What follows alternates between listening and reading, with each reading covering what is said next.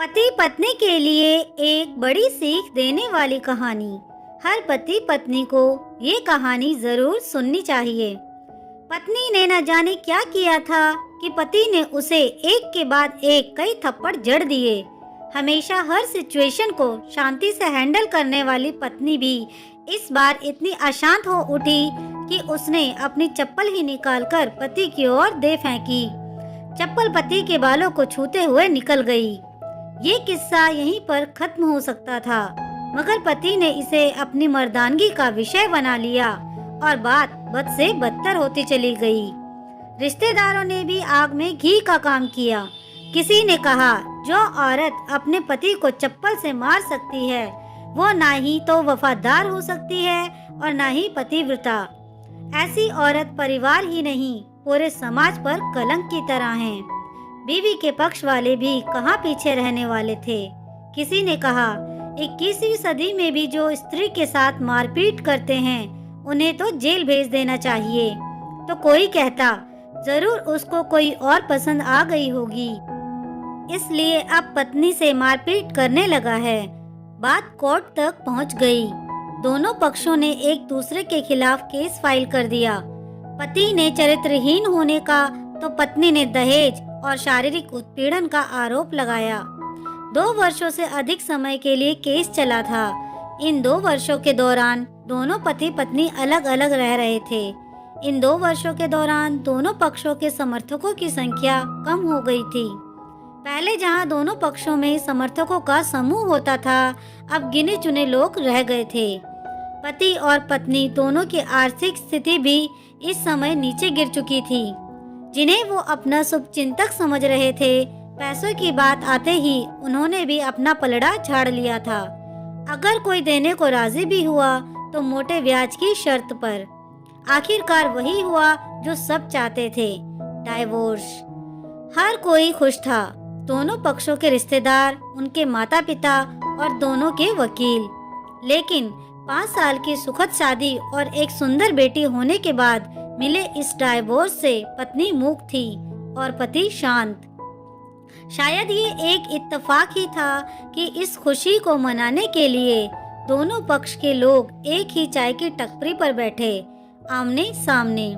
इत्तेफाक इसलिए क्योंकि ज्यादातर लोग जो एक दूसरे के विरोध पक्ष को सपोर्ट कर रहे थे, वे एक दूसरे को अच्छे से जानते भी नहीं थे। पति पत्नी भी इन सभी से दूर एक दूसरे के सामने मेज पर बैठे। पत्नी ने पति से कहा, अब तो खुश हो गए ना, तुम्हारे मन की जो हुई है मुबारक हो। तुम भी तो आज जीत गई हो, मुझसे तलाक तो तुम्हें भी मिल गया है। Congratulation to you too. पति ने कहा, तलाक को तुम जीत का प्रतीक समझते हो? पत्नी ने पूछा। पति चुप रहा। थोड़ी देर की शांति के बाद पति ने कहा, मुझे तुम्हें 5 लाख रुपए अभी और हर महीने 8,000 देने का आदेश है। अभी मेरे पास पैसे नहीं हैं, इसलिए मेरा जो सिटी में फ्लैट है उसे तुम्हारे नाम कर देता हूँ। पत्नी बोली, लेकिन उस फ्लैट की कीमत तो 18 लाख की है। हाँ, लेकिन हमारी बेटी तुम्हारे साथ है और आगे जाके उसके खर्चे भी बढ़ेंगे, तुम्हें थोड़ी आसानी होगी। पति ने कहा, नहीं नहीं, मुझे सिर्फ 5 लाख ही देना और तुम हर महीने 8,000 तो देने ही वाले हो, मैं मैनेज कर लूंगी। अगर 5 लाख नहीं है तब भी कोई बात नहीं, पत्नी बोली। दोनों फिर से शांत हो गए। पति सोचने लगा, कितनी भोली और समझदार है ये औरत जो कुछ समय पहले तक मेरी पत्नी थी और अब अनजान। ये वही है जो कम से कम खर्चे में घर चलाती और पैसे बचाकर मेरे जन्मदिन और शादी की सालगिरह पर हमेशा मेरे लिए नए कपड़े खरीद लाती। कभी बीमार भी हो जाती तो पैसे बचाने के लिए मुझे मालूम ना होने देती और घरेलू नुस्खों से अपना इलाज कर लेती। मगर घर में कोई और बीमार होता तो तुरंत डॉक्टर के पास लेकर जाती। मेरी ही मति मारी गई थी। मैं ही अपनी झूठी मर्दानगी के चक्कर में इतनी बड़ी गलती कर बैठा। पत्नी के दिमाग में भी उथल पुथल चल रही थी। अभी भी वैसा का वैसा ही है। पहले भी खुद से ज्यादा हमारे बारे में सोचता था और अब भी वही कर रहा है। ये वही आदमी है जो मुझे एक्सीडेंट से बचाने के लिए खुद मोटरसाइकिल के आगे कूद पड़ा था और अपनी उंगली तुड़वा बैठा था। पता नहीं कौन सी मनहूस घड़ी में मैं झगड़ा कर बैठी। पति ने मौन तोड़ते हुए पूछा, अब तुम्हारे कमर का दर्द कैसा है? ज्यादा तकलीफ तो नहीं होती? पत्नी हल्का सा मुस्कुराई और बोली, अभी भी होता है। अब तो पेट में भी क्रम्स उठते हैं। वो तो होगा ही, तुम योगा या कसरत भी तो नहीं करती हो। अब किसी गायनोकोलॉजिस्ट को जरूर दिखा देना। पति ने कहा, तुम बताओ तुम्हारा अस्थमा कैसा है अब? क्या अब भी दौड़े पड़ते हैं? पत्नी ने पूछा।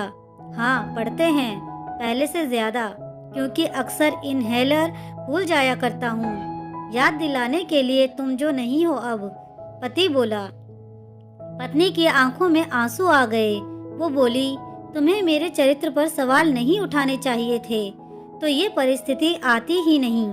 हाँ मैं जानता हूँ तुम बहुत अच्छी हो, मुझसे गलती हो गई, बहुत बड़ी गलती। मैं लोगों के बहकावे में आ गया था। पति बोला, तुमने भी तो मुझ पर दहेज का इल्जाम लगाया था। पति ने कहा, गलत था और इस बात का मुझे भी पछतावा हुआ। पत्नी ने कहा। पति कुछ कहना चाह रहा था लेकिन हिचकिचा रहा था। पत्नी ने पूछा, कुछ कहना चाहते हो? वो बोला, क्या सब पहले जैसा नहीं हो सकता? क्या मतलब? पत्नी बोली, मतलब कि हम फिर से पहले की तरह पति पत्नी बनकर, सच्चे दोस्त बनकर नहीं रह सकते। पति बोला, पर ये डाइवोर्स के पेपर दिखाते हुए पत्नी ने कहा, फाड़ देते हैं। पति ने अपने पास रखे डाइवोर्स के पेपर फाड़ते हुए कहा। पत्नी ने भी अपने पास रखे पेपर फाड़ दिए। सभी हैरान थे, वकील, रिश्तेदार और माँ बाप। पति पत्नी दोनों एक दूसरे के हाथ में हाथ पकड़े अपने घर की तरफ चले गए। दोस्तों, ये कहानी उन हर पति पत्नी के लिए बड़ी सीख है जो छोटी छोटी बातों पर लड़ते हैं और इन झगड़ों को बड़ा बना के अलग होने का डिसीजन लेते हैं। प्यार और झगड़ा तो एक सिक्के के दो पहलुओं की तरह हैं। ये दोनों को स्वीकार करना होगा, तभी ये पवित्र रिश्ता उसकी मंजिल तक पहुंच पाएगा। दोस्तों, आपको ये कहानी कैसे लगी मुझे कमेंट करके जरूर बताएं। अगर कहानी पसंद आई हो तो प्लीज इसे लाइक, शेयर और मेरे चैनल को सब्सक्राइब करना ना भूलें। कहानी सुनने के लिए आपका बहुत बहुत धन्यवाद।